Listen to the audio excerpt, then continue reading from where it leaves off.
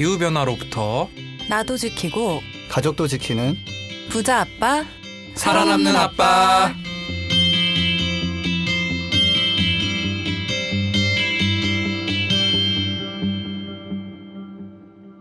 안녕하세요. 팟캐스트 부자 아빠 살아남는 아빠입니다. 기후변화로 급변하는 경제산업 구조 속에서 우리들의 가족도 지키고 재산도 지킬 수 있는 방법을 지금부터 알려드립니다. 네, 안녕하세요. 갑자기 날씨가 추워져서 패딩을 살지 말지 고민 중인 김나연입니다. 네, 안녕하세요. 열흘간 약을 먹고 감기 나은 줄 알았는데 며칠 만에 다시 걸려서 또 감기약을 먹고 있던 김주석입니다. 네, 가을 남자 추남, 가을이 짧아져서 너무 슬픈 차윤탁입니다. 네, 이 가을이 짧아졌다는 얘기를 실제로 많이들 하시잖아요. 이제 트렌치 코트를 입을 그 시간이 없어요. 좀 슬픈 것 같아요. 약간 가을은 그 우수에 빠지는 계절이고 한데 우수에 빠지고 싶으신가 봐요. 지석쌤은 건조해서 그런지 감기에 걸리시고 책도 읽고 팟캐스트 듣기도 좋은 계절인데 금방 추워지니까. 그러니까요. 그죠? 천고마비의 계절. 이게 더웠다가 갑자기 추워졌다가 막 이러니까 저는 감기를 거의 이러면 안 되는데 벌써부터. 김나연쌤 패딩을 왜 살지 말지 고민이세요? 추우면 안 되잖아요. 패딩이 없는데 지금 날씨가 너무 추워져가지고. 패딩이 없어요? 그러면은 겨울철에 어떻게 하고 다니셨어요? 글쎄요. 뭐 입고 다녔지? 기억이 안 나요. 우리 좀 도와드려야 되는 거 아닌가요? 저 지금 막 팟캐스트 후원 쏟아질 것 같은데요. 모금합니다. 모금. 네, 왜 고민 중이신지. 뭐 패딩에 오리털 이런 것 때문에 그런 거 아니에요? 그런 건 이제 비건 패딩도 많이 나와서 괜찮은데 네. 좀 날씨가 뭔가 따뜻한 겨울이다 이랬다가 또 한판은 엄청 몰아치고 막 이래서 이걸 사는 게 맞나 안 사는 게 맞나 싶더라고요. 비건 패딩은 뭐예요? 뭐 낙엽 같은 거 넣는 건가요? 낙엽은 아니고 동물의 진짜 털이나 몰라가지고. 이런 거를 사용하지 않는 패딩을 비건 패딩이라고 부르더라고요. 네, 다시 좀 부르면 이제 산업적 정의하자면 이제 석유 패딩이겠죠 아마. 그건 맞아요. 합성 섬유로 만든 거니까. 제가 옷을 잘 안 사요. 그래서 더 고민이 되더라고요. 알겠습니다. 저 옷을 잘 사지 않으시는 김나연 선생님, 저희 또 댓글 소개 한번 부탁드립니다. 네, 저희 지난 대한항공 ESG 보고서에 댓글이 달렸는데요. 생애님께서 팟빵에 댓글 남겨주셨습니다. 전기 비행기가 멀리 못 간다는데 비행기를 태양광 판넬로 만들면 안 되나요? 혹시 연구하는 곳도 있겠죠? 라는 내용인데요. 네, 제가 참 정말 태양광 전도사잖아요, 제가. 근데 태양광 전기차 그러면 제가 바로 킬 해버리죠. 그런 거 안 된다고. 그다음에 근데 자동차도 안 되는데 비행기는 더더욱이 좀 어렵고요. 근데 하나 누가 만들어가지고 뭐 대서양을 횡단했나 그런 건 하나 있었어요. 정말 태양광을 무지막지하게 붙이고 물론 속에 배터리가 들어가고 높은 고도에서 이제 뭐 멀리 날아간 게 하나 있었는데 그거는 그냥 이런 것도 가능은 합니다라고 보여주려고 만든 특수한 비행기였고 이제 사실은 태양광을 하루 종일 이제 붙여놓으면은 전기를 많이 만드는데 무거운 기계 장치를 움직이면서 특히 날아가면서 이렇게 그거를 공기 저항을 막 다 극복하고 그럴 에너지를 이렇게 실시간으로 만드는 거는 어렵고요. 결국에 이제 비행기는 배터리의 에너지 밀도가 좋아지면 그러니까 지금 전기차 쓰는 것보다 한 2배 정도 좋아지면 그때는 이제 뭐 테슬라 같은 경우도 그러면 진짜 만들 수 있다라고 얘기를 하는데 이제 그게 쉽지가 않아요. 그러니까 조금씩 좋아지고 있긴 한데 이렇게 한꺼번에 무슨 배터리 에너지 밀도가 그러니까 같은 중량이나 같은 부피의 배터리가 2배만의 에너지를 이렇게 가지고 있는 건 어렵거든요. 그래서 뭐 지금 보면은 이제 뭐 1인승, 뭐 2인승 이런 거 아니면은 뭐 파일럿 연습용 비행기 같은 경우는 지금 주문이 들어가고 막 이랬는데 아직 막 다니고 있지는 않고요. 근데 더 나가서 제주도나 무슨 일본, 유럽 같은 데 가기 위한 그런 비행기는 결국에는 지금 할 수 있는 건 뭐가 있냐면 그 제트 엔진을 그대로 쓰는데 바이오 연료든 아니면은 전기로 막 어거지로 만든 전기를 가지고 막 이렇게 하면은 그런 액체 연료 만들 수 있거든요. 이퓨얼이라고. 근데 전기를 정말 무지막지하게 써요. 그래서 그거를 태워도 날아갈 수 있는 그런 항공기 정도를 만드는 게 2025년, 30년 정도의 이제 목표라서 그냥 그 정도가 가능한 거고 사실은 그것도 워낙 많은 에너지를 쓰기 때문에 계속 나온 얘기가 비행기를 좀 뭐 꼭 필요해서 뭐 내가 스위스에 가서 심장 수술을 받지 않으면 죽는다 뭐 내지는 뭐 정말 일생에 한 번 꼭 가야 된다 뭐 이런 뭐 그런 거라면 모를까. 사실 지금 우리는 너무 쉽게 편하게 막 가고 싶으면 막 가잖아요. 그러니까 왜 자꾸 비행기에 대해서 자제하라는 얘기가 나오냐면 솔루션이 지금 없어요.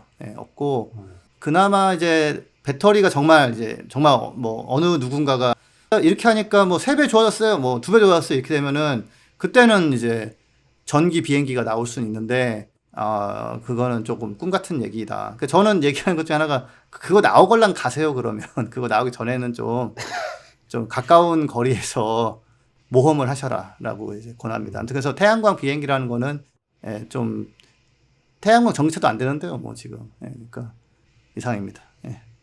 또 이런 질문을 남겨주시니까 너무 좋은 것 같습니다. 앞으로도 좀 댓글 많이 달아주시면 좋겠고요. 또 이제 오늘은 그 우유 미어크라고 요즘 애들은 밀크라고 안 하고 미어크 이러더라고요. 와 진짜 무슨 말인가 했다. 예.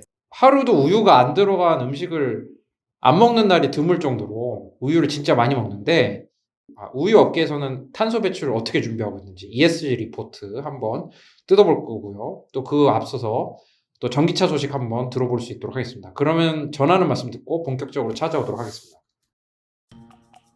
그린피스 자원봉사를 만나고 자원봉사가 재밌어졌다. 그린피스 자원봉사 함께하고 좋은 변화가 시작됐다. 플라스틱 제로 해양보호부터 기후위기 대응까지 그린피스 자원봉사자는 환경보호 메시지를 널리 알리기 위한 다양한 캠페인을 함께 만들어갑니다. 지구를 위한 긍정적인 일을 시작하고 싶으시다면 지금 바로 검색창에 그린피스 자원봉사를 검색해 자원봉사자로 등록하세요. 네, 전기차 소식을 오늘 한번 다뤄보려고 하는데요. 또 전기차 소식을 또 다루기에 앞서서 요즘 요소수라는 얘기 엄청 많이 들리는데요. 거의 뭐 기사랑 뉴스에 뭐 매점 매석부터 시작해서 엄청 나오더라고요. 네, 요소수 저희가 얘기 안 하고 넘어갈 수가 없을 것 같은데 요소수가 도대체 뭡니까? 이게 이제 그 디젤 차가 우리가 그 매연 나온다고 하지만 매연은 이제 DPF라는 필터로 걸릴 수가 있고 근데 이제 넉스라고 해가지고 1급 발암물질이 좀 많이 나와요. 디젤 차는 이게 뭐 린번이라는 방식으로 이제 연소를 시키는데 그러면 넉스가 나오거든요. 그래서 다른 거랑 조금 만나가지고 초미세먼지가 되기도 합니다. 그래서 이제 나라된 입장에서 유럽에서 특히 이제 이거 좀 줄여라. 그러니까 어렵다고 그러다가 요렇게 해가지고 SCR이라는 장치를 달고요. 여기에 별도로 요소수를 조금씩 뿌려주면 지소산화물이 지소로 바뀌어서 나가니까 그 요소수가 없으면 시동이 안 걸리게 그렇게 해서 팔면 우리가 허가해줄게. 그래서 유로 6부터인가 약간 체급이 있는 차들, SUV나 뭐 이런 것들은 SCR을 달고 요소수 탱크를 달고 이게 다녔어요. 요소수가 되게 비싼 게 아니다 보니까 오케이 뭐 가끔 뭐 기름 넣을 때 같이 넣으면 되지 뭐 해가지고 이제 사실 한때는 해도 요소수 막 홍보했었어요. 막 우리 거 사라고 막 롯데 정밀화학 뭐 이거 하고 어디 다른 데서 막 우리 거 사라고 막 광고도 하고 제발 좀 사가라 우리 것 좀 그랬는데 지금은 갑자기 막 귀해진 거죠. 그러니까 그렇죠, 요소수가 그렇죠. 있어야지 디젤차 시동이 걸리니까 또 디젤차를 또 이제 승용차로 이용하시는 분들이 있겠지만 이걸로 또 이제 화물업을 하신다거나 먹고 사시는 분들 계시고 그분들은 진짜 그거 없어서 못 다니면 진짜 너무 막막하실 거예요. 그래서 제가 지금 안타깝고요, 이거는. 그래서 근데 아무튼 지금 사태는 근데 그 요소수가 우리나라에서도 생산이 되다가 2011년도에 삼성 정밀화학에서 도저히 이제는 그만 만들어야겠다. 이건 뭐 중국에서 싸게 나오는데 우리가 타산이 너무 안 맞는다 해가지고 그냥 문 닫아버리고 우리나라에서도 뭐 중국에서 가져오면 되는데 뭐 하고서 이제 썼던 건데 이제 거기서 이런저런 사정으로 이제 수출 통제를 갑자기 해버리니까 이제 되게 곤란해진 건데 근데 이게 뭐 어떤 기자분들은 막 이게 탄소 중립 때문에 이렇게 됐다 막 이러는데 그 거래선이 너무 단순화돼 있다가 그게 거기서 막혀버린 때문에 이런 거지 뭐 막 탄소 중립 규제 때문에 꼭 이런 건 아니고요. 석탄이 지금 아예 없는 것도 아니고 그래서 근데 저는 이제 이참에 전기 트럭으로 넘어가면 좋겠다라는 생각을 많이 합니다. 왜냐면은 물론 전기도 이제 부족해질 수 있죠. 근데 전기는 다른 데서 좀 아껴가지고 뭐 물류를 위해서 밀어준다거나 이럴 수가 있잖아요. 근데 요소수는 지금 없으니까 이거 구할 수가 없는 거예요, 지금. 그래서 복잡한데 그 해외 자동차 브랜드들이 유독 한국에 와서 디젤 차를 그 좀 싸게 파는 경향이 있는 것 같아요. 보면. 디젤 차를 이렇게 타는 나라가 유럽하고 한국 빼고 없어요. 그래요? 네, 미국이 한 1%에서 3% 정도밖에 안 되고요. 일본도 한 3%밖에 안 돼요. 예, 우리나라만 한 뭐 3, 40% 갔었죠. 지금은 한 20, 30% 하려나? 예. 현대도 열심히 팔지. SUV 붐 부르면서 산타페 휘발유 누가 타요? 거의 한 90% 이상 디젤이었지. 투싼도 그렇고. 그러니까 그럼 이참에 좀 전기차로 바꾸는 걸 고민하시면 좀 좋을 것 같은데 그렇죠. 또 그런 얘기 있더라고요. 막 이렇게 뭐 응급 차량이나 뭐 네, 그런 네. 거는 다 뭐 디젤로 돌아가야 되지 않냐. 그러니까 충전 안 되면 어떡하냐. 막 이렇게 전기차로 갖다 충전 안 되면 어떡하냐. 근데 솔직히 디젤차나 이런 것도 기름 없으면 어떡하냐. 똑같은 고민 아니야. 아, 그러니까요. 예, 그런 애 있잖아요. 뭐, 전기 정전되면 어떡하냐고. 아니, 정전되면요. 주유소도 올스탑 되는 거 아세요? 그 펌프 전기로 하는 거예요. 그렇겠네. 그렇죠. 예, 정전되면은 전기차도 충전 못 하지만은 디젤차도 충전 못 해요. 그러니까 뭐 거기 뭐 주유소 직원들이 갑자기 잠깐만요 하고 막 수동으로 돌려갖고 막 그러진 않을 거 아니에요. 그거 하기에는 또 이제 기계가 옛날처럼 돼 있지 않으니까. 그래서 근데 제가 보면은 이제 트럭 같은 경우, 그러니까 지금 있는 트럭은 일단은 써야 돼요. 예, 요소수 빨리 공급하고, 아, 이참에 전기차로 바꾸세요. 뭐 그건 좀 무책임한 얘기고요. 그러니까 지금은 이거는 이제 물류와 공급망 관리의 문제고, 요거는 빨리 해결을 하고, 근데 이제, 이번 거를 계기로 이제 전기 트럭으로 가면 좋겠다는 건데, 어떤 분들은 이번 계기로 갑자기 탄소 중립 뭐 법 안 된다 뭐 이런 식으로 좀 그런 얘기 여론 만들려는 분도 있는데 아까 요소수 때문에 탄소 중립 얘기하는 거는 예, 그거는 좀 좀 그렇다.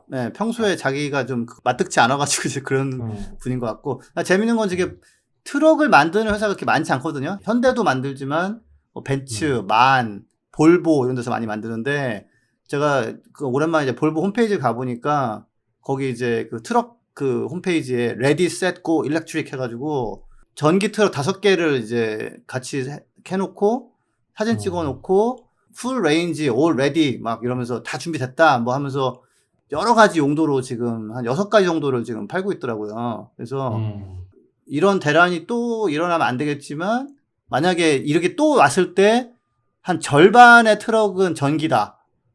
그러면은 요소수도 반만 구해도 되고 예, 어차피 CO2 줄여야 될 거 아니에요. 그러니까 예, 저는 요번 계기에 뭐 괜히 갑자기 탄소중립법 이런 거 아직 하지도 않은 거 막 때리지 말고 예, 빨리 전기로 넘어가자. 뭐 현대도 뭔가 좀 생각이 있으면은 이런 쪽으로 좀 하지 않을까. 사실 올해 가장 많이 팔린 트럭이 그 포터 전기차거든요. 9,800대인가? 그렇죠. 예, 그러니까 뭐 나름대로 잘하고 있는 거죠 그런 거는. 예, 근데 좀 더 잘하면 되는 거죠 이제. 예. 요거 하여튼 요소수 대란으로 약간 조금 전기 트럭 같은 데도 관심도 늘어나고 그 지원을 많이 했으면 좋겠습니다. 네. 네. 그 또 전기차 보조금 요즘 좀 어떻습니까? 11월이니까 이제 거의 다 나갔죠? 옛날에. 하남시는 277대를 주기로 했는데 다 나갔고요. 용인시가 네. 1230대 주기로 했는데 다 나갔고요. 화성시도 583대 다 나갔고요. 서울시가 4361대가 남았더라고요. 근데 진짜요? 예, 근데 재밌는 건 법인은 다 나갔어요. 법인은 이제 남은 거 없고, 그 발빠른 렌트카에서나 리스 회사는 이미 다 챙겼고, 이제 일반 사람들이 받을 수 있는 거가 3,400대 정도가 남았고, 그래서, 아무튼, 내년에 전기차를 노리시는 분들은 어떻게 하셔야 되냐면, 지금부터 빨리 알아보고 주문 넣고, 그래야 내년에 빨리 받을 수 있으니까, 예, 그렇게 진행해 보시기 바랍니다. 예. 참, 전기차 보존 관련해서 하나만 더 추가하자면, 원래 6천만 원까지의 차에 대해서는 다 100% 줬었는데 한 1,200. 내년에 5,500으로 줄인다는 얘기가 있어요.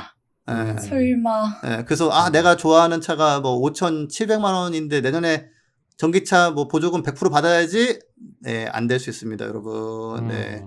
네. 그래서 얼른 해서 빨리빨리 받는 게 좋다 말씀드리고 BMW가 이제 그 전기차를 그 맨날 물어보면은 우리는 다양한 파워트레인 뭐 소비자 선택할 수 있게 뭐 여러 가지 만들겠습니다 이랬었는데 그러면서 전기차를 조금 미적거렸단 말이에요. 근데 이제 최근에 이제 그 인기 모델이죠. BMW X3라고 예, 그거를 기반으로 한 전기차 모델을 요번 달에 나온다고 해요. 예, 그래서 이제 모든 브랜드들이 자기들이 주력 모델을 이제 전기차화한다라는 거. 인기 모델들을. 그렇죠, 그렇죠. 그 전에는 뭐 i3라고 해가지고 애매한 뭐 이렇게 되게 조그만 차 만들고 이랬었거든요.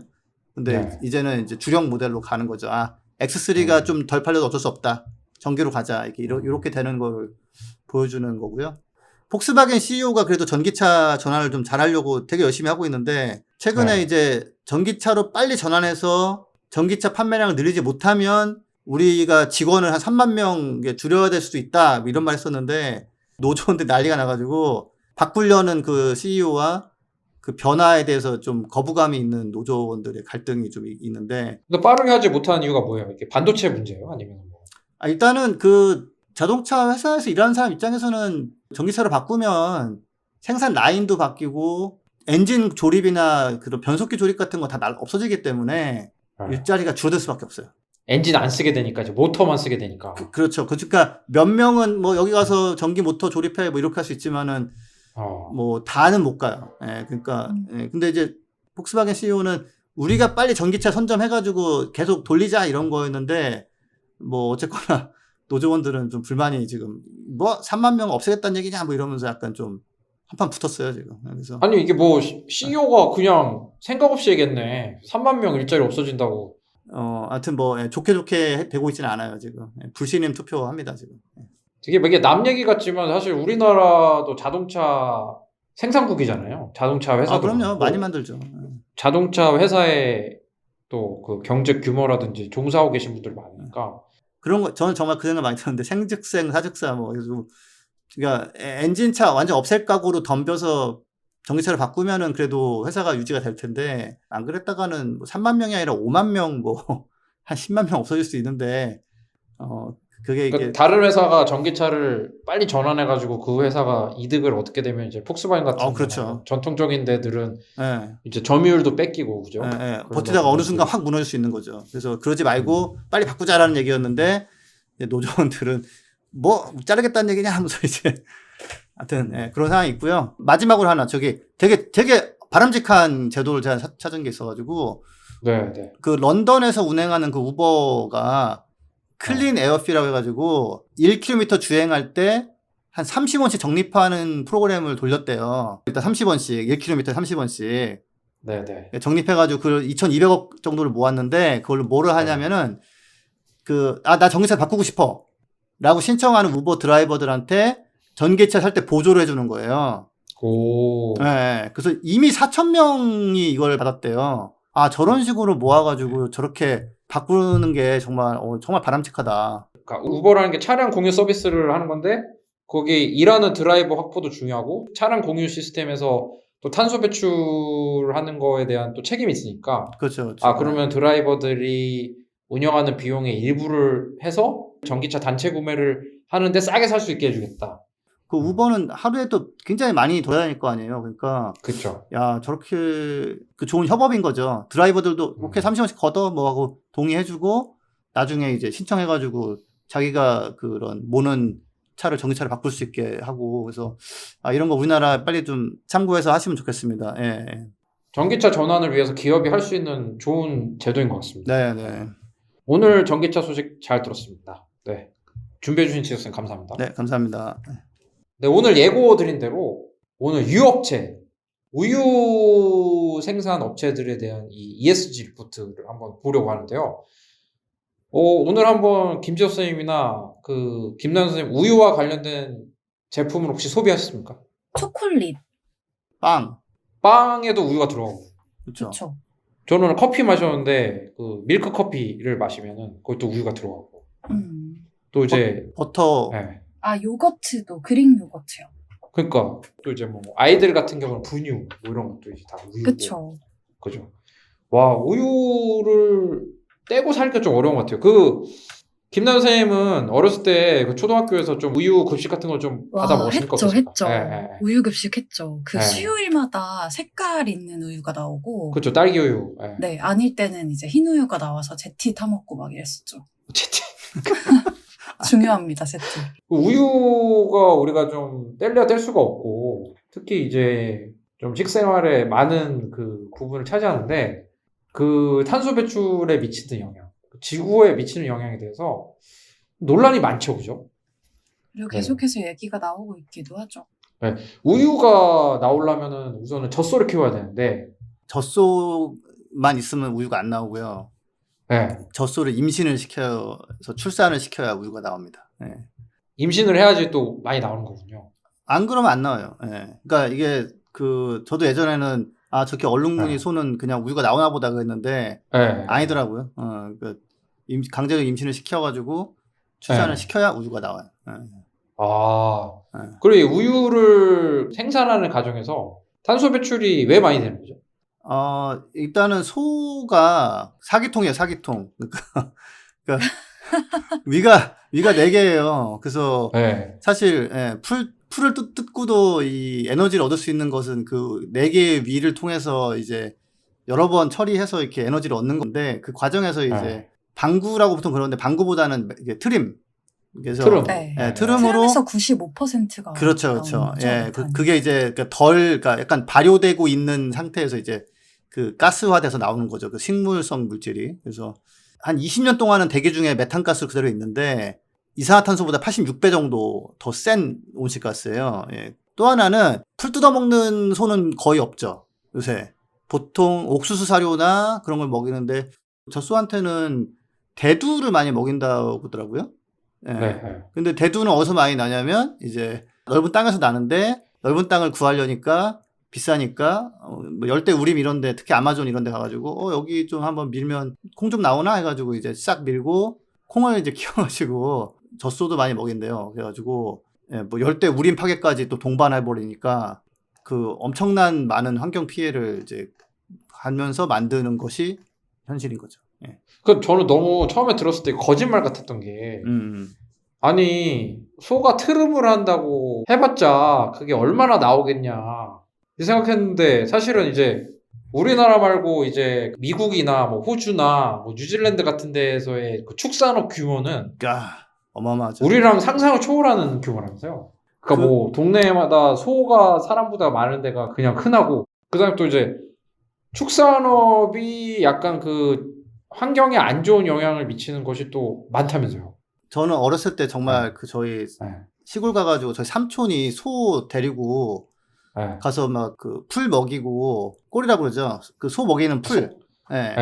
근데 제가 그 좀 충격적인 게 뭐였냐면 삼촌은 낯질하는 사이에 저는 개울에서 놀았는데 소가 갑자기 똥오줌을 놓기 시작하는데 와 엄청난 양의 그 오줌과 똥이 막 나오는 거 보면서 저는 거기서 물놀이 하고 있는데 황급히 뛰어나왔던 기억이 있거든요. 근데 이제 소를 가둬놓고서 계속 사료를 먹이고 이제 하니까 거기서 나오는 분뇨하고 이런 오줌 이런 물질이 대량으로 나오죠. 한 군데서. 결국은 잘 처리가 안 돼서 그 하천으로 흘러가고 이래가지고 사실 축산업이 좀 활발한 곳에 가보면 물론 다 그렇진 않겠지만 그쪽에 하천 이런 거가 굉장히 이제 그 부영양화라고 해가지고 그 오염물질이 그 식물을 더 자라게 한단 말이에요. 그래가지고 막 결국에는 그냥 예전 풍경은 다 어디 가고 물은 좀 도저히 뭐 물놀이는 못하는 물이고 이런데 그걸 따져보면 축산업이 영향이 좀 큰 경우가 많아요. 그래서 물도 오염시키고 그 다음에 이제 지구온난화도 가져오고 그리고 사실 가까이 사는 분들은 이제 그 냄새 때문에 되게 힘들어하죠. 제가 시골집 구하기 이런 거 이제 책 같은 거 좀 찾아보면은 관심 있어가지고 항상 그 축사 위치랑 가까우면은 여기는 포기해라. 여기서는 못 산다 그러는데 제가 가진 발전소 중 하나가 그 양돈사 근처에 있는데 와 정말 그 냄새 심할 때는 와 도저히 거기서 못 있겠고 막 그래요. 그래서 다양하게 피해를 미치는 게 요 낙농업입니다. 축산 낙농 이쪽이. 그럼 김나연 선생님이 조사해온 바에 따르면 이 우유를 생산하는데 얼마나 탄소 배출이 많이 되는 건가요? 이게 우유를 이제 1갤런, 그러니까 3.8리터를 생산하고 소비하는데 약 17.6파운드, 8kg의 이산화탄소가 배출된다고 하더라고요. 이게 그 유엔 식량농업기구 조사 결과에 따르면 2018년에 우리나라 우유 생산량은 263만 톤, 꽤 많죠. 그리고 2017년 연간 1인당 우유 소비량은 18.21kg. 그러니까 아까 윤탁쌤이 얘기한 것처럼 어떻게 보면 저희가 알게 모르게 계속 우유를 섭취를 하고 있던 거죠. 근데 우유가 또 되게 또 이제 중요하잖아요. 이게 약간 뭐 아주 애기들은 이제 모유를 못 먹으면 이제 분유도 먹어야 되고. 근데 여기서 어차피 말 나왔으니까 그러니까 네. 저도 좀 알아봤어요. 이게 사실 이게 먹는 거 얘기하는 게 참 그 예민하잖아요. 나는 우유 짱 그쵸. 좋아하는데 갑자기 막 우유 진짜 나빠 이러면은 사실 좀 기분 안 좋을 수 있잖아요. 그래서 네네. 그래서 저도 애들 분유 먹였고 사실 분유 애들이 먹어봤자 얼마나 먹습니까? 얼마 많이 먹어요. 부담됩니다. 아니, 그게 액수로서 월급 네, 네. 대비 좀 부담 가는 거지. 양은 얼마 안 된다. 이게 조그만 애기잖아요. 네. 그러니까 네. 근데 하나 재밌는 거는 예를 들어 제가 남양유업 찾아보니까 창업한 데가 1964년도더라고요. 우리 조상들은 우유를 거의 안 먹었다. 아, 예. 그래서 우유를 맞아요. 안 먹고도 세종대왕도 나왔고 저기 네. 이순신 장군도 나왔다. 그래서 우유 마시라는 광고 엄청나게 나왔어요. 네. 예. 근데 이제 그래서 근데 그때는 우유는 정말 먹어야 되고 그래야 키가 크고 뭐 등등등 했는데 나중에 또 야 우유만큼 나쁜 게 없어 막 이러다가 최근에 정리가 된 게 이제 찾아보니까 다른 걸 잘 못 먹어서 양분이 부족한 상태면은 먹으면 좋다. 도움이 된다. 근데 우유에서만 얻을 수 있는 그런 영양소 같은 건 없다. 우유를 꼭 먹어야지라고 생각해도 안 되고 난 우유는 안 먹을 거니까 뭐 다른 걸 먹어야지 이것도 꼭 필요하지 않다. 그러니까 무조건 먹어야 되는 그런 식품은 아니다라고 결론이 났어요. 예. 그러니까 우유가 이제 영양이 부족하신 그런 분들한테는 당연히 도움이 도움이 돼요. 되지만 도움이 돼요. 예. 영양을 이제 뭐 우유에서만 딱 얻을 수 있는 영양분이 있는 거랑 없으니까 없어요. 이제 잘 먹는 사람들한테는 뭐 안 먹어도 그만이다 뭐 이런 게 낫다는 거죠. 그죠? 예. 그 약간 찝찝한 것들 말씀드리면은 키가 크는 거 맞대요.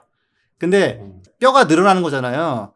그러면 골절 같은 거 좀 더 잘 올 수 있고. 근데 우리나라가 이제 이 우유에 대해서 얘기를 하지 않을 수가 없는 게 딱 지난달이에요. 지금 한 달도 안 됐는데 그 2050 탄소 중립 시나리오를 최종 확정을 했잖아요. 네. 이제 그러면서 그 시나리오에 이제 농축산 분야가 포함이 됐고 이 자체가 이제 음식에서 발생하는 탄소도 우리가 무시할 수 없다라는 거를 시사하는 점인데 그 노르웨이 비영리 단체 중에 이시라는 곳이 있더라고요. 근데 여기서 이제 지난해 더 나은 미래를 위한 식습관이라는 이름의 보고서를 발표를 했어요. 근데 G20이라고 하죠. 주요 20개국이 이제 채소나 곡물, 견과류의 섭취량보다 유제품이나 소고기의 섭취량이 좀 더 많았다는 거죠. 그리고 우리나라의 평균 식습관을 이제 전 세계로 확대를 한다면 이제 지구가 2.3개가 필요하대요. 전 세계가 대한민국 사람들처럼 식습관을 가지게 됐을 때 지구가 2.3개가 필요하다. 그럼 미국이나 막 호주 같은 데 같이 막 고기 엄청 먹고 우유 많이 먹으면 거의 막 9개 지고 막 이런 식으로 필요하겠네. 당연히 높죠. 미국은 5.55개. 이거 봐. 호주는 6.83개. 호주가 높구나. 아르헨티나가 7.42개. 이렇게가 탑3입니다. 아르헨티나 고기 많이 먹어요, 거기. 그러면은 제가 정말 우리나라가 사람들이 우유를 많이 먹나, 우유가 이렇게 많이 필요한가 좀 조사를 해봤거든요. 그런데 EU 유럽연합에서 이미 우유가 옛날에 너무 많이 생산이 되니까 너무 많이 생산되면은 우유값이 헐값으로 떨어지잖아요. 그 우유값이 헐값으로 떨어지면은 우유를 생산하는 농민들이 너무 힘들어지니까 우유 가격 쿼터제를 했어요. 그래서 그 어느 나라별로 이제 이만큼의 우유를 생산할 거면 다 할당을 하고, 근데 낙농가도 이만큼만 생산하도록 할당하고 너무 많이 생산하면 벌금 내도록 하고. 근데 쿼터제를 폐지했어요. 왜냐면 우유를 덜 먹기 시작해가지고. 그게 우리나라도 그런 쿼터제 같은 경우를 2013년에 실시했는데, 근데 지금 우리나라도 우유를 적게 먹기 시작한 거예요. 왜냐? 저출산 때문에. 이제 분유 수비도 그렇고 어린이들이 좀 성장으로 많이 먹잖아요. 우유를 적게 먹으면 젖소를 적게 키우냐? 그건 아닌 거죠. 왜냐? 그 인류의 역사를 보면 생산량이 늘게끔 계속 개량을 하잖아요. 그래서 생산성은 계속 높아지는데 그 다음에 이제 또 연동제로 어느 정도 최저 가격을 그 농부분들한테 보장을 해주니까 어쨌든 줄일 이유가 없는 거예요. 그래가지고 우유를 우유를 사람들이 덜 먹기 시작하는데 소들은 계속 늘어나거나 줄지 않는. 비슷하겠구나. 예. 이게 사실 이제 저도 이거 준비하다 보니까 좀 묘한 결론이 나온 게 우리가 석탄 발전소 없애야 된다 뭐 이런 식으로 얘기하면서 나온 얘기가 석탄 발전소를 지원하는 각종 보조금이나 제도를 없애야 된다 이런 얘기를 한단 말이에요. 그러니까 우리는 예전에는 이제 우유를 많이 생산해서 공급하는 게 뭐 우리나라 사람들 키도 키우고 막 아이들 건강하게 하고 막 이런 거라고 생각했고 그때는 그게 굉장히 필요한 시기였을 거예요. 어렸을 때 막 진짜 영양분 부족하고 그러니까 80년대 막 이럴 때. 근데 지금은 사실 이제 비만 뭐 영양분 너무 많아가지고 지금 문제고 그때는 신경 전혀 안 썼던 그런 온실가스 문제 때문에 지금 뭐 지구가 산해 만해 뭐 이거 가지고 지금 우리가 녹음하고 있는 시간에도 글래스고에서 지금 회의 중이란 말이에요. 그래서 그러니까 이게 약간 이럴 때 정치인들의 약간 용기가 필요한 게 아니 예전에는 필요해서 지원했고 이게 필요한 면도 있지만 지금 같은 규모로 계속 이렇게 하기는 할 수는 없으니 하면서 약간 뭐랄까 좀 낙농 개혁 자꾸 만들려는 인센티브를 없애야 되는데 그게 좀 안 되고 있는 상황이다 보니 먹을 사람도 없는데 계속 우유는 뭐 생산되고 예, 뭐 메탄가스는 나오고 아마존 어딘가서는 뭐 숲이 베어지고 막 이런 거죠. 그렇다고 막 소를 막 줄이라고 또 하기가 정부 입장에서 굉장히 부담될 수도 있는 상황인 것 같아요. 아니요, 줄여야 돼요. 사람이 살아야지. 음. 그리고 옛날의 소는 사실 저도 정말 어렸을 때 저는 정말 외할아버지 댁에 소가 외양간에 있고 막 꼴 먹이고 제가 다 좀 봤거든요. 저기 어렸을 때. 근데 식구죠, 식구. 식구이자 농기계이자 뭐 이런 식으로 이제 정말 한 20년 같이 동고동락하고 재산이고 또 재산. 재산이고, 예. 그래서 그렇게 뭐 했는데 사실 지금 소는 그런 역할은 아니죠. 그냥 갇혀서 그냥 똥 싸고 어떤 소는 커서 그냥 고기가 되려고 크고 저 소는 그냥 계속 임신시킨 다음에 송아지는 떼어내고 우유 짜서 그냥 보내고 이런 식으로 되니까 옛날하고 좀 의미가 달라요. 예, 옛날처럼 식구 같은 그런 반려동물 이런 면도 있고 그거는 아니죠 이제는. 그린피스에서도 이와 관련된 좀 입장을 낸 적이 있더라고요. 그린피스 아오테라오아라는 사무소에서 그 입장 낸 줄 아는데 김나연 선생님 그린피스 아오테라오라 어딘지 아세요? 처음 들어봤어요. 아프리카 아니에요? 그린피스 아오테라오라 저 처음 들어봤는데 그린피스 뉴질랜드를 이렇게 부른다고 하더라고요. 아 뉴질랜드. 예, 마오이족인가? 마오리족. 마오리족으로 무슨 뭐 그 뉴질랜드를 말하는 건데 아무래도 거기에는 이제 원주민들과의 관계가 중요하니까. 그래서 이제 재생 가능한 축산업을 가자. 그러니까 이제 그 공장식 축산업을 반대하는 거죠. 그린피스는. 그러니까 공장식 축산업이라고 하면 막 젖소들이 막 그냥 동그랗게 갇혀가지고 막 거기서 막 그냥 공장처럼 이렇게 밀집해가지고 이렇게 대규모로 하는 그런 거를 가지 말고 질소 비료 같이 이제 이런 화학 비료가 땅을 엄청나게 상하게 한다. 그럼요. 땅의 지력을. 그렇죠. 그래서 그런 거 말고 유기농 비료 같은 거를 생산하는 방법을 그 농부들에게 가르쳐 주자. 그 정책 지원을 해서 정부들이. 그런 걸로 유기적 농법을 통해서 비료를 생산하고 그 축산업에 종사하시는 분들이 너무 이제 축산업만 하게끔 하지 말고 이렇게 나무 생산이나 임업 이런 다른 쪽으로 수익을 내게끔 유도를 하고 그 다음에 저희는 이제 상상이 안 가는데 아까 그 지석쌤의 그 어린 시절에 똥을 쌌던 그 소처럼 소들이 이제 엄청난 양으로 방목을 하면 개울이나 하천 같은 걸 또 엄청 오염시키나. 네, 박살내죠 그냥. 울타리 심기 같은 거를 하고 그 다음에 이제 그 아까 지석쌤이 한 것처럼 이제 소들이 그 대두라는 콩을 먹는데 그 콩을 심기 위해서 그 아마존의 밀림 같은 걸 밀어버리잖아요. 네. 근데 그런 대두를 심으면 이 대두를 많이 심다 보면 그 지역에 대두 말고 다른 식물들이 심지 않게 됨으로써 생물 다양성이 또 줄어들잖아요. 그럼요. 또 그런 것도 좀 조심하자. 그래서 결국적으로는 그 사육도수를 줄이도록 정부가 유도해야 된다. 그리고 공장식 축산업에다가 보조금을 주지 마라. 이런 거를 얘기를 하고 있습니다. 하고 있는데. 근데 여기 한 가지 공장식이 아니고 방목해도 문제는 상당히 많아요, 여전히. 네. 공장식 아니면 돼 이런 생각은 혹시 하시면 안 된다. 네. 네. 그 다음에 또 우유 대체식품 같은 게 좀 있는 것 같은데. 저 많이 먹어요. 아까 그릭 요거트 먹는다고 했는데 네, 그래도 저도 커피를 되게 많이 마시거든요. 근데 이제 라떼 같은 걸 마실 때 우유 대신에 이제 귀리 우유나 두유나 뭐 아몬드 우유나 이런 걸 선택할 수 있는 매장들이 있어요. 그리고 집에서 마실 때도 대체로 저 요즘에는 귀리 우유를 사 먹고 있는데 또 제일 관심을 많이 받고 있는 게 귀리 우유기도 한 것 같아요. 이게 아무래도 유당불내증 있는 분들도 마실 수 있고 또 일반 우유 대비 뭐 칼로리나 당도 낮다 이래서 뭐 건강 측면에서도 좋다는 이야기가 있고 이게 제가 좀 알아보니까 귀리가 이제 젖소를 키워서 우유를 생산하는 것보다 이제 초지가 적게 들고 아까 지석쌤이 뭐 대두 얘기하셨죠? 그리고 다른 식물성 우유 재료에 비해서 물이 또 상대적으로 적게 필요하대요. 그래서 결론적으로는 온실가스 배출이 적다. 그래서 최근에 그 오틀리라고 제가 좀 즐겨 마시는 브랜드인데 네. 이 브랜드가 2018년부터 되게 성장을 많이 했어요. 그래서 지난 9월에는 이제 나스닥에도 상장을 하고 회사 가치가 뭐 전년 대비 6배 커졌다 이런 기사도 있더라고요. 요즘에는 이런 대체 우유, 뭐 식물성 우유에 대한 관심이 전방위적으로 좀 높아져 가고 있지 않나 하는 생각이 드는데 쌤들은 어떠세요? 그러니까 저도 이게 콩을 심는 과정에서 또 이제 환경적으로 또 문제가 되는 부분이 있잖아요. 그런데도 불구하고 콩으로 만든 두유를 먹는 게 그래도 우유를 먹는 것보다 탄소비를 적다라는 거를 알고서는 저도 이제 조금 그 커피 전문점 가면은 그 밀크 커피 같은 거에서 우유 말고 두유를 좀 넣어달라고 얘기를 하면 좀 또 고소한 맛을 좀 더 즐길 수도 있는 것 같고 좀 좋은 것 같습니다. 맞아요. 네.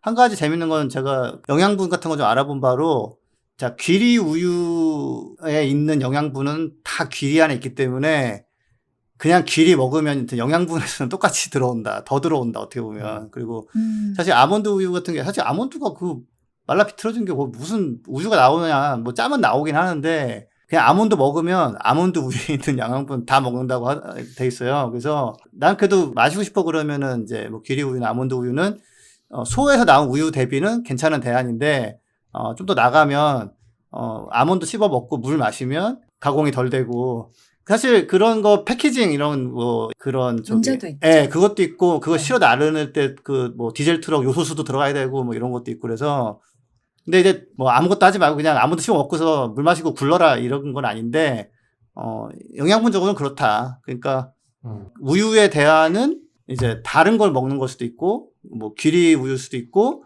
아예 귀리를 좀 먹는 걸 수도 있고 이렇게 되니까 하여튼 영양분적인 것과 환경적인 면에서는 가공이 덜 되면 덜 될수록 좋기 때문에 그런 점도 좀 참고하시면 좋겠습니다. 근데 아무리 이제 뭐 축산 두수를 줄이는 노력을 정부가 한다고 하더라도 결국에는 이 그 우유를 그 생산하시는 농민분들이 협동조합이나 이런 데 가입이 돼 있고 또 우유 생산 기업이랑 연계가 될 수 있기 때문에 우유 생산 업계가 바뀌지 않으면 참 어려운 부분이 있는 것 같아요. 그래서 제가 그 세계 1위 우유 생산 업체는 어떻게 이 탄소 배출을 대비하고 있는지 제가 한번 찾아봤거든요.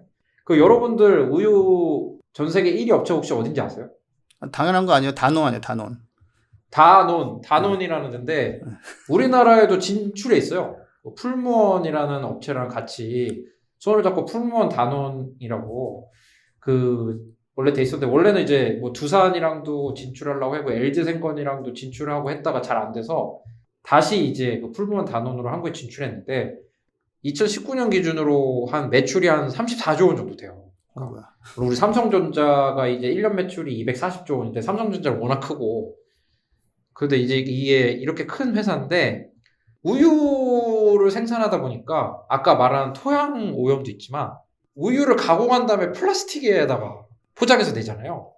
그래서 그린피스에서 조사한 플라스틱 오염 주범 10대 기업에서 8위 안에 들어가는 기업이거든요. 그래서 이 정도면은 조금 뭔가 단홍의 ESG 그 리포트를 봤을 때 뭔가 구구절절 이런 많은 얘기를 써가겠구나 하고 굉장히 기대하고 제가 들어가서 봤는데 이렇게 별 얘기 없을 수 있나 싶습니다. 네. 그래서 제가 좀 소개를 하면은 세계 토양의 그 3분의 1 정도가 농업 때문에 땅이 상해 있다. 그리고 탄소 배출의 4분의 1이 농업 때문에 나온다. 그러니까 우리가 재생 농업을 통해서 줄여보도록 하겠다. 그래서 2050년에는 100억 명의 인구에게 음식을 제공하고 기후변화와 싸울 수 있도록 노력하겠다. 그렇게 돼 있어요. 그게 다예요. 네. 그 다음에 이제 또 그 서플라이 체인이라고 우유를 생산하게 되면 우유를 각 집에까지 그 배달해줘야 되는 공급망이 있잖아요. 또 거기서 탄소 배출이 되게 많을 건데 사실은 그 우리가 어렸을 적부터 우유의 서플라이 체인에 대해서 굉장히 익숙한 사례가 있습니다. 그 플란다슈의 개라고. 랄랄라 랄랄라 그쵸. 랄랄라 그 파트라슈. 네로랑 파트라슈가 뭘로 먹고 사냐면 우유 배달로 먹고 삽니다. 그쵸. 그래가지고 정말 네로랑 파트라슈가 쓰러진 그 장면에서 눈물을 안 흘린 어린아이가 없을 정도로 이 그 우유의 공급망에 대해서 우리가 알게 됐는데 우리가 해외에서도 우유를 많이 사 먹잖아요. 그러니까 사실 그런 거는 이 우유가 생산되고 굉장히 먼 거리를 오는 거잖아요. 그쵸. 탄소 발자국도. 그러니까 그 탄소 발자국이나 이런 거에서 그런 거를 좀 많이 줄이도록 그러니까 이제 지역에서 생산되고 그 지역에서 소비할 수 있도록. 근데 지역에서 생산해서 지역에서 대량으로 소비해버리면 그 지역의 하천과 또 땅은 또 박살나요. 그러니까 우유가 이게 굉장히 파괴적이에요. 그냥 좀 요약하자면. 제가 한 가지 좀 네. 재밌는 건 뭐냐면 다 사정이 다르긴 하지만 우리나라 축산 소 키우는 이런 데다가 위에 태양광을 올리는 경우가 종종 있어요. 네. 예, 그러니까 소 키우는 게 주업이고 위에 태양광 올린 건 이제 부업처럼 이제 하는데 사실 그분들은 보통 그냥 나는 꼭 소를 키워야 돼라기보다는 이걸로 내가 먹고 산다 이런 경우가 대부분이거든요. 보면은 호주 같은 경우도 그런데 농장주나 이러면은 넓은 땅이 있잖아요. 그럼 네. 거기에 태양광을 꽂거나 풍력발전소 같은 거 설치해가지고 임대료 받으면서 먹고 살 수 있거든요. 그런 쪽으로 해서 지금 축산업에 계신 분들 뭐 지원 받고 우유는 왜 이렇게 싸게 파냐 뭐 이렇게 가끔 부통 터지고 이러실 텐데 줄이면서 그분들이 나아갈 수 있는 길은 하나가 뭐가 있냐면 저는 태양광 같은 걸로 그 가서 에너지 생산자로 바꾼다거나 이렇게 되면은 가장 좀 수익을 다변화해서 이제 그 사육 투수를 줄이는 줄일 거죠. 수 있도록 그렇죠, 유도를 그렇죠. 하는 바로 거죠. 그겁니다. 네. 그러면은 이제 다농이라는 이런 세계적인 유업계에서도 그냥 6만 무슨 농가랑 물을 줄이겠다라면서 약간 좀 구체적으로 나온 건 없는데 우리나라 유업계에서는 ESG 리포트에 좀 어떻게 되고 있는지 좀 많이 궁금한데 그래서 우리나라는 우유 업체를 지배하는 회사가 좀 어디가 있습니까? 우유 생산을 지배하는 서울우유? 남양유업? 네 그리고 메일우유도 있죠. 매일유업? 네. 그다음에 빙그레 이렇게가 이제 그러니까 서울우유가 가장 점유율이 높고 그 다음에 이제 매일 남양이 약간 조금 이제 경쟁하고 밑에 빙그레가 있는 고 그 다음에 요즘은 이제 그 마트에서 이제 PB 상품으로 제작하는 그런 우유를 또 소비하시는 분 되게 많다라고 하더라고요. 그리고 스토어 브랜드라고 하는데 그러니까 이제 유통업계에서 만드는 브랜드. 그 다음에 이제 동원 F&B 이런 데서 또 우유 생산, 유제품 생산 많이 하는 거였는데 좀 어떻습니까? 좀 ESG 리포트에서 좀 뭔가 단원보다 좀 신통한 내용이 있습니까? 어떻습니까?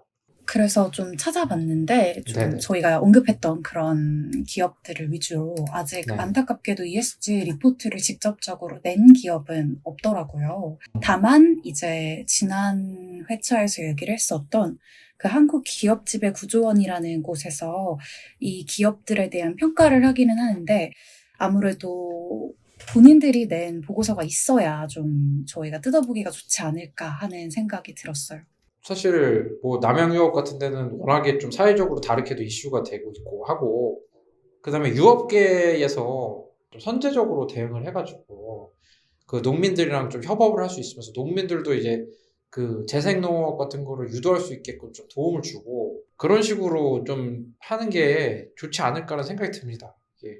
필요하죠. 근데 이게 용기가 좀 필요한 게 아무튼 이래저래 해서 이런 것 때문에 이제 이걸 줄여야 되니 어떤 식으로 이쪽 일을 안 하고 다른 거 할 수 있게 도와드리겠습니다. 뭐 이런 식으로 가야 되는데 보통은 이제 그냥 그쪽에서 뭐 요구하면은 그러냐고 도와주고 뭐 지원해주고 뭐 이런 식으로 넘어가면서 규모를 못 줄이고 있는 게 참 문제입니다.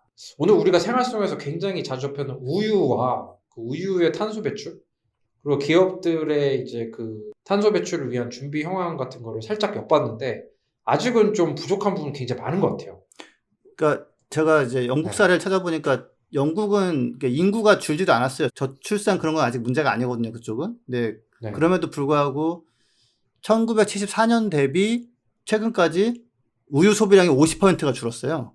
그러니까 인구는 늘어났는데 뭐 우유가 반으로 줄었으니 뭐 낙농업계가 충격을 좀 많이 받았겠죠. 그러니까 이래저래 사실 우유는 문제 없으니까 드세요 뭐 이렇게 하기가 참 굉장히 껄끄러운 식품이에요. 예. 근데 아이러니한 거는 소들이 요새 너무 폭염 때문에 그 대관령에서도 막 너무 뜨거워져가지고 이제 그러면 소들이 스트레스 받아가지고 뭐 젖도 안 나오고 뭐 몸무게 빠지고 막 이러거든요. 예, 그래서 소들이 참 중간에 껴서 인간한테 사육당하면서 고생도 하고 또 그걸로 인해서 또 온 기후변화 때문에 또 고생하고 막 이러고 있는데 소를 아예 이렇게 매종시키는 게 확실한 저감책이 아닐까 뭐 이런 얘기도 나오는데 소가 무슨 죄인지. 그래서 우리가 우유를 막 권장하고 좀 더 친환경적인 우유 이렇게 하기에는 한계도 너무 명확하고 해가지고 이래저래 뭐 저 같은 경우도 이번 방송을 계기로 가끔 먹던 치즈 스틱 그런 거 좀 안 먹거나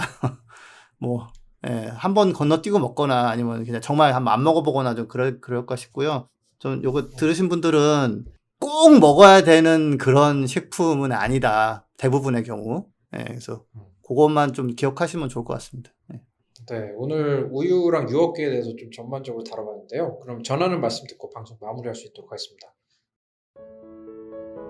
환경을 위한 용기 있는 행동을 실천한 12명의 평범한 시민. 그 용기로 그린피스는 시작됐습니다. 그린피스는 정부와 기업의 후원을 받지 않습니다. 바로 여러분과 같은 개인의 후원과 참여로만 푸른 지구와 미래를 지켜왔습니다. 그린피스가 독립적인 행동을 지속하기 위해서는 당신의 후원이 꼭 필요합니다. 그린피스의 독립성을 지켜주세요. 네, 오늘 두 분 방송 어떠셨나요? 네, 오늘 우유라는 게 굉장히 우리한테 칙숙한 먹거리인데 또 들어보니까 참 이거 좀 마음 편하게 먹을 게 없어. 네, 어때요? 생각이 네. 많은데 좀 그 얘기는 기억에 남아요. 뭐 우리나라가 이제 옛날 같은 경우에는 좀 영양소를 섭취하기가 쉽지가 않아서 뭐 우유를 급식도 하고 이렇게 하면서 먹었었지만 지금은 그렇지는 않은 상황이잖아요. 그리고 기후 위기가 기후 위기인 만큼 전 세계적으로 유제품을 줄이려는 노력이 있으니 우리도 좀 발맞춰야 하지 않을까. 그리고 청취자분들도 이번 주에는 좀 지구를 지킬 수 있는 그런 식물성 우유에 도전해 보시면 어떨까 싶은 마음입니다. 예, 이번 주에는이라 하지 마시고요. 이번 주부터라고 그냥. 이번 주부터. 왜냐면 이거를 좋은 지적입니다. 쭉 가야지 그냥 잠깐 해가지고 마는 건 의미가 없기 때문에. 근데 또 여러 가지 이렇게 좀 식물성 우유를 드시다 보면 자기 취향이 또 생기고 계속해서 먹게 될 수 있을 것 같아요. 네. 또 지석쌤 진한 거 좋아하신다고 했잖아요. 네. 그러면 귀리를 직접 먹는 것도 좋지만 귀리 우유를 한번 드셔보세요. 제가 한번 해볼게요. 또 저도 생각이 드는 게 참 이런 게 결국에는 그 대한민국 정부도 그렇고 전 세계적으로 탄소 배출을 줄이겠다고 약속을 해나가는 과정이고 거기서 농축산업에서 줄여나가야 되는 분야가 있다면 꽤 있어요, 꽤. 또 나중에 농민들한테 자식 같은 소를 갑자기 줄이라고 막 그런 고통을 주지 말고 그러니까 좀 정부가 규제와 보조금 같은 거를 잘 운용을 해서 지금부터 좀 유도를 조금씩 해가는 게 어떨까? 그게 훨씬 바람직하죠. 네, 그런 생각이 듭니다. 어차피 줄여야 될 거면 그렇죠.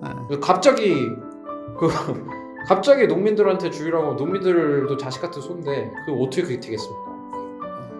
그런 사태가 발생되지 않고 좀 미리미리 준비를 좀 하는 상황이 왔으면 좋겠습니다. 네. 해결책은 소를 조금 더 잘 키우는 게 아니라 소 말고 태양광을 꼽던지 이런 식으로 갈 수도 있다라는 거. 소를 사육도수를 좀 줄이고 네. 어차피 지금 우유가 과생산되고 있다면 이미 그러니까. 오늘 우유업계와 전기차 소식 준비해 주신 김지석 선생님, 김나연 선생님 감사합니다. 또 오늘 끝까지 함께해 주신 청취자 여러분 감사합니다. 감사합니다.